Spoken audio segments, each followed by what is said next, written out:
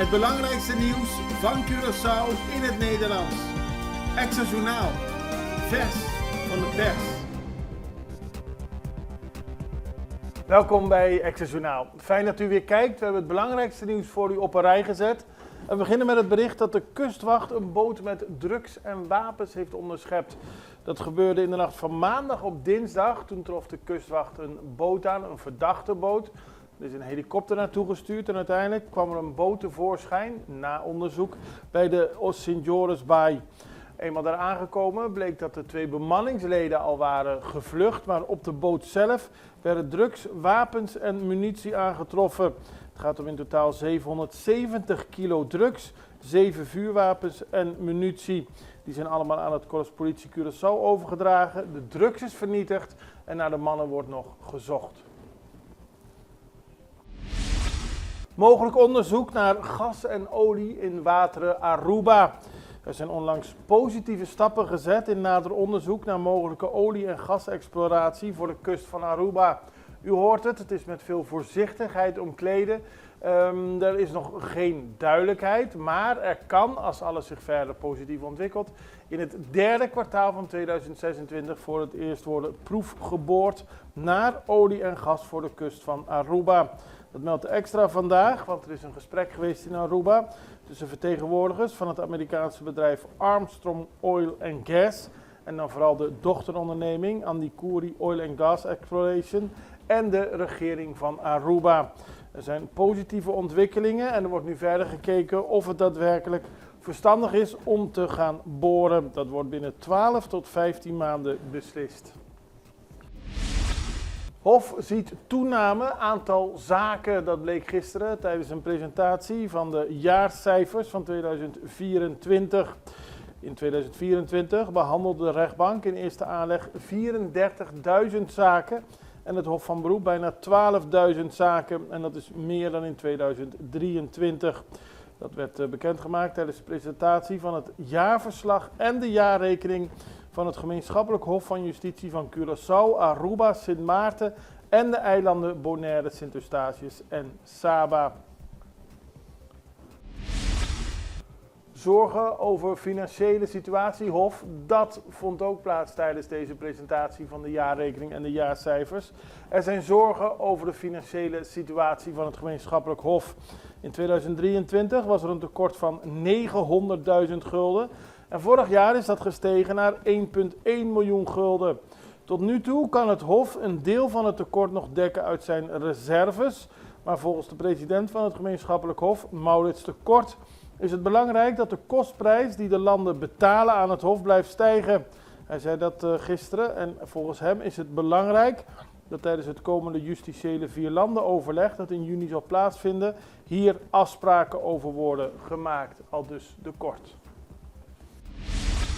Het parlement kan vergaderen in Forti. Gisteren vond er in het parlement van Curaçao een persconferentie, nee niet een persconferentie, een vergadering plaats van de Centrale Commissie over het rapport wat is gepresenteerd over de toekomst van het parlement. In de zin, wat moet er gebeuren met het gebouw? Moet er gerenoveerd worden? Moet er een nieuw pand worden gebouwd? Moet er ergens anders naartoe worden gegaan?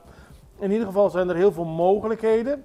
Zo gaf de voorzitter van de tijdelijke commissie, Junio Carolina, aan dat er 3 opties zijn voor een tijdelijke locatie. Een gebouw binnen het Forti-complex, het voormalige KNSM-gebouw in Punda of het oude bestuurscollegegebouw. En wat hem betreft is er geen probleem om in Forti, dus het regeringscentrum van Curaçao, het parlement tijdelijk onder te brengen. Maar nog steeds moet er een beslissing worden gemaakt over wat er gaat gebeuren met de renovatie of nieuwbouw of verplaatste bouw, wat dan ook, de toekomst van ons parlement.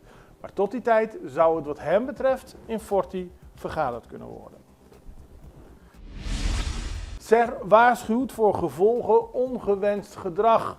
Ongewenst of grensoverschrijdend gedrag op de werkvloer leidt jaarlijks tot fors productieverlies, verhoogd ziekteverzuim en uitstroom van talent. Daarmee vormt het niet alleen een ernstige sociale uitdaging, maar ook een structureel economisch risico voor Curaçao. Dus de situatie dat mensen zich niet prettig voelen op het werk, dat ze ongewenst worden bejegend door collega's of door de baas, leidt ertoe dat mensen weggaan. Dus niet alleen de sociale situatie moet aandacht krijgen, ook de economische gevolgen hiervan. Dat zegt Raúl Henriquez en hij is directeur, algemeen secretaris van de Sociaal-Economische Raad. Onder verwijzing naar recente onderzoeksdata gaf Henriquez aan dat meer dan 80% van de ondervraagde werknemers op Curaçao ooit te maken heeft gehad met ongewenst gedrag op de werkvloer, zoals intimidatie, pesterijen en verbale agressie. En het levert, het kost Curaçao naar alle waarschijnlijkheid miljoenen guldens, dat daar niks aan gedaan wordt of onvoldoende aan gedaan wordt. En dat mensen uiteindelijk hun baan opzeggen en weggaan. Alles klaar voor de Curaçao Cup. Nou, we hebben eerder een gesprek gehad met de nieuwe voorzitter van de Curaçaose Voetbalbond, FFK, Gilbert Martina. Gisteren presenteerde hij aan dat de Curaçao Cup klaar is om te beginnen. Die wordt gehouden van 9 mei tot 2 juli. 25 teams doen daar aan mee. En eigenlijk is het een soort opwarming voor de daadwerkelijke start van de competitie, die nu al 2 seizoenen stil ligt. Een hele kwalijke situatie.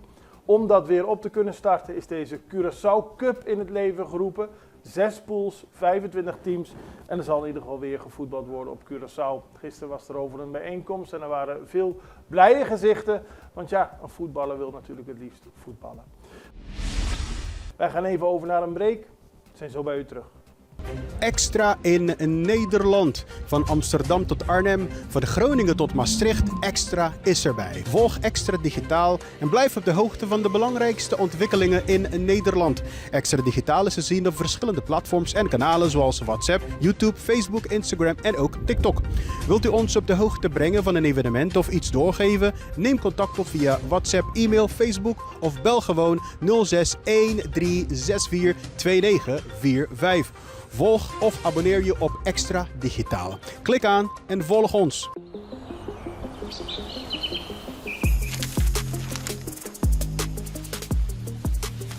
Welkom op Curaçao, een van de mooiste eilanden in de Caribiën, een ware parel. En het is een eiland waar je van heel veel zaken kunt genieten. Van de natuur, van de zee, van het eten, van de mensen en zoveel meer. Curaçao is een eiland waar heel veel gebeurt op het gebied van politiek, cultuur, sport en zoveel meer. En Extra Journaal brengt het belangrijkste nieuws van Curaçao. Maar we hebben ook aandacht voor al het nieuws op Bonaire en Aruba en op de bovenwinden, Saba, Sint Maarten en Sint Eustatius. En we belichten al het nieuws van alle kanten. Het nieuws is duidelijk, actueel en vers van de pers. Extra Journaal, elke werkdag op Salto. Op Curaçao zijn we de hele dag bezig met het maken van Extra Journaal. Volg ons op je favoriete Amsterdamse zender, Tauro.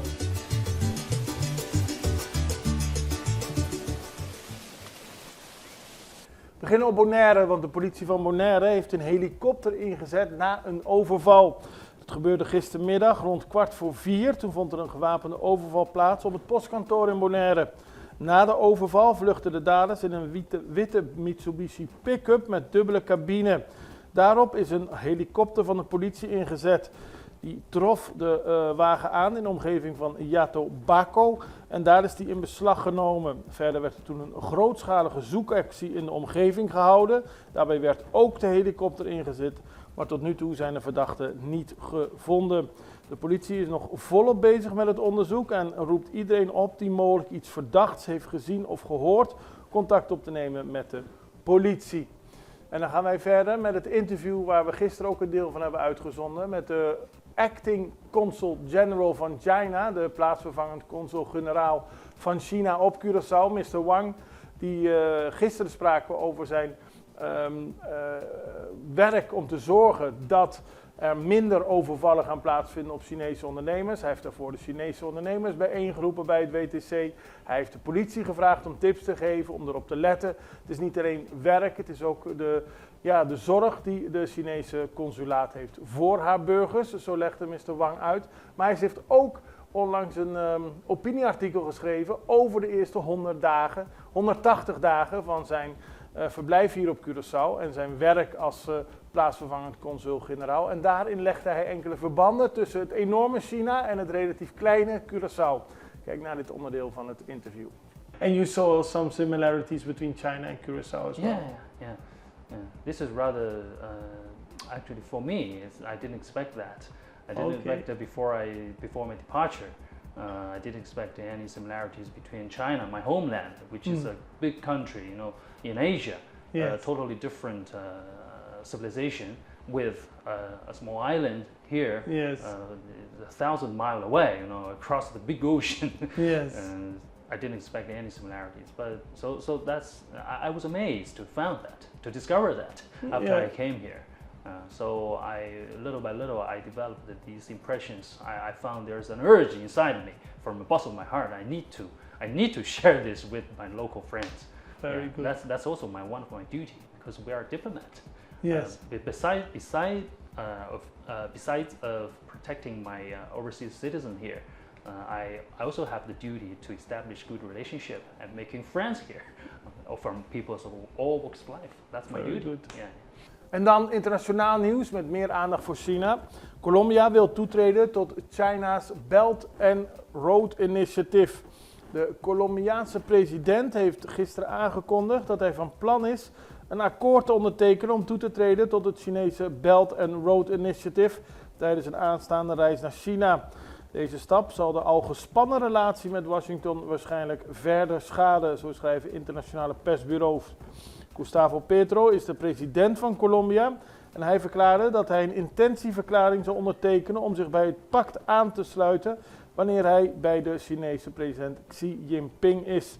Het is een kernonderdeel van Xi's strategie om de economische en politieke invloed van China wereldwijd uit te breiden. China wil meer contacten, meer akkoorden sluiten met landen rond de wereld. Eerder was Panama daarvoor benaderd, maar die hebben onder druk van Amerika ervan afgezien. Maar Colombia wil daadwerkelijk nader tot China komen. Ook omdat de relatie met Donald Trump sterk verslechterd is. Dat heeft natuurlijk met de handelstarieven te maken en ook met het terugsturen van illegale Colombianen naar Colombia. En wat Petro betreft is toch de weg meer richting China. Volgens internationale persbureaus hebben Colombiaanse ondernemers geschokt op het voornemen van de president gereageerd. Want tot nu toe zijn de Verenigde Staten Colombia's grootste handelspartner. Maar de invoer uit China heeft hij onder meer onlangs recent overtroffen. Dus je kunt zeggen dat dat de 2 grootste handelspartners van Colombia zijn. We houden het voor u in de gaten, net zoals we al het andere nieuws voor u in de gaten houden hier in de omgeving. En we hopen u morgen weer te zien. Dan hebben we meer nieuws met Extra Journaal. Tot ziens!